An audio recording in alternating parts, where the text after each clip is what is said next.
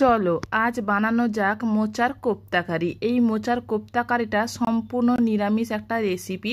নিরামিষ দিনে এইভাবে মোচার কোপ্তা কারি বানিয়ে খেলে খুবই ভালো লাগে গরম ভাতের সঙ্গে।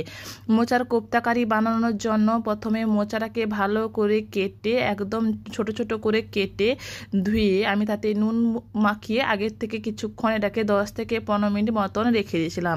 এরপর যে কষাটে জলটা থাকে সেটা বেরিয়ে গেছে, হাতের সাহায্যে এইভাবে চেপে চেপে জলটাকে আমি নিগড়ে নিলাম। এরপর আমি কোপ্তা বানানোর জন্য মশলাপাতিগুলো অ্যাড করব। এখানটায় প্রথমে আমি এখানটায় বাইন্ডিংয়ের জন্য দিয়েছি বেসন দিয়েছি 3 চামচ মতন। এখানটায় বেসন দিয়েছি, স্বাদ মতন লবণ দিয়েছি। লবণটাকে একটু দেখে দিব, কারণ আগে থেকে লবণটাকে মাখিয়ে রেখেছিলাম, এর জন্য অল্প পরিমাণ লবণ দিয়েছি, দেখে নিতে হবে। কাশ্মীরি লঙ্কার গুঁড়ো, অল্প একটু চিনি, গরম মশলা গুঁড়ো, হলুদ, আর এটাকে দিয়েছি একটুখানি ধনে গুঁড়ো। এরপর এটাকে ভালো করে এটাকে চটকে চটকে মাখিয়ে নিতে হবে। যদি মনে হয় এটা শুকনো লাগছে তাহলে অল্প একটু জল ছিটিয়ে নিয়ে ভালো করে এটাকে মাখিয়ে নিতে হবে। বেশি জল লাগবে না, অল্প একটু জল দিয়ে ভালো করে এইভাবে মাখিয়ে নিতে হবে। যেভাবে আমি দেখাচ্ছি সেইভাবে এটাকে মাখিয়ে নিতে হবে, যাতে গোল করা যায় বা শেপ নেওয়া যায় ততক্ষণ পর্যন্ত এটাকে মাখিয়ে নিতে হবে। এদিকে আমি তেল গরম করতেও বসিয়ে দিয়েছি। এরপর তেলটা যতক্ষণ গরম হচ্ছে ততক্ষণ আমি এখানটায় বড়াগুলো তৈরি করে নেব। বড়া বা কোপ্তাগুলো তৈরি করে নিয়েছি। এখানটায় আমি এখানটায় একদম ছোট ছোট করে এখানে কোপ্তাগুলো রেডি করেছি। বেশি বড় বড় করে কোপ্তা করিনি, তাহলে খেতে ভালো লাগবে না। এর জন্য আমি ছোট ছোট করে কোপ্তাগুলো বানিয়ে নিচ্ছি। একটু করে গোল করে নিয়ে হালকা একটু চেপে নিয়ে কোপ্তাগুলোকে তৈরি করে নিয়েছি। এরপর তেলটা গরম হয়ে গেলে তাতে আমি কোপ্তাগুলোকে দিয়ে ভালো করে কোপ্তাগুলোকে ভেজে নিতে হবে। এই কোপ্তা কারিটা খেতে খুবই অসাধারণ লাগে, আর এই কোপ্তাগুলো এমনিও খেতে খুব ভালো লাগে। এই গরম ভাতের সঙ্গে এমনি কোপ্তাগুলো খেতে খুব ভালো লাগে। গরম ভাত বা এমনি খালি মুখেও এই কোপ্তাগুলো খেতে দারুণ লাগে। এই যে মোচার কোপ্তাটা খুবই অসাধারণ লাগে। মোচার কোপ্তাগুলো আমাদের সুন্দরভাবে দুপাশটা ভাজা হয়ে এসছে। আমার এক পাশে ভাজা হয়ে যেতে আমি আর পাশে উল্টে নিয়ে ভালো করে ভেজে নিয়ে একটা পাত্রে কোপ্তাগুলোকে তুলে নেব।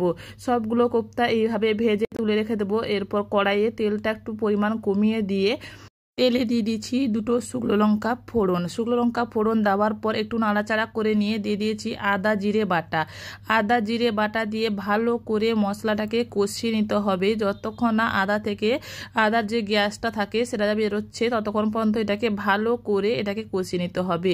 কিছুক্ষণ কষিয়ে নেওয়ার পর এখানটায় দিয়ে দিচ্ছি টমেটো কুচিটা দেওয়ার পর দিয়ে দিচ্ছি স্বাদ মতন লবণ।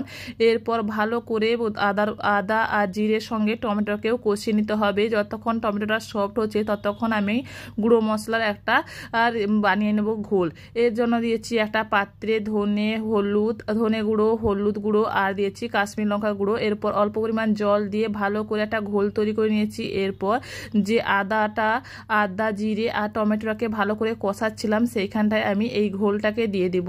তাহলে আমাদের খুব সুন্দরভাবে মশলাটা মাখানো হয়ে যাবে। এর জন্য এরপর ভালো করে এখানটায় কষিয়ে নিতে হবে সব কিছু।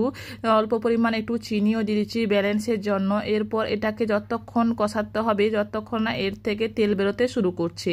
মশলা থেকে যতক্ষণ না তেল বেরোতে শুরু করছে ততক্ষণ পর্যন্ত এটা কষাতে হবে। যখনই তেল বেরোতে শুরু করবে তখনই আমি এখানটায় 1.5 চামচ মতন টক দই অ্যাড করেছি। এরপর আরও কিছুক্ষণ কষিয়ে নিতে হবে ভালো করে, যতক্ষণ না এখান থেকে আবারও তেল বেরোতে শুরু করে। এই সুন্দরভাবে যখন তেল বেরোতে শুরু করবে মশলা থেকে, তাহলে আমাদের বুঝে নিতে হবে মশলাটা সুন্দরভাবে আমাদের কষানো হয়ে গেছে, তেল বেরোতে শুরু করে দিয়েছে। এরপর এখানটায় আমি অ্যাড করে দিচ্ছি ছোট ছোট করে কেটে রাখা আলুগুলোকে একদম ছোট ছোট করে কেটে রেখেছিলাম, সেটাকে দিয়ে ভালো করে ডুমডুম করে আলু কেটে রেখে কিছুক্ষণ কষিয়ে নেওয়ার পর পরিমাণ মতন জল দিয়ে ঢাকা দিয়ে এটাকে ফুটতে দিব। ঢাকা দিয়ে ফুটতে দেওয়ার পর যখন আলুটা সেদ্ধ হয়ে আসবে তখনই আমি এখানটায় অ্যাড করে দিব আগে থেকে ভেজে রাখা মোচার কোপ্তাগুলোকে দিয়ে 2 থেকে 3 মিনিট মতন ফুটিয়ে নিলেই আমাদের তৈরি হয়ে যাবে নিরামিষ দিনের স্পেশাল রেসিপি মোচার কোপ্তা কারি। এই মোচার কোপ্তা কারিগুলো খেতে খুবই অসাধারণ লাগে। সব সময় মোচার ঘন্ট খেতে ভালো লাগে না, তার জন্য এইভাবে একবার যদি মোচার কোপ্তা কারি বানিয়ে খাওয়া যায় খুবই ভালো লাগে।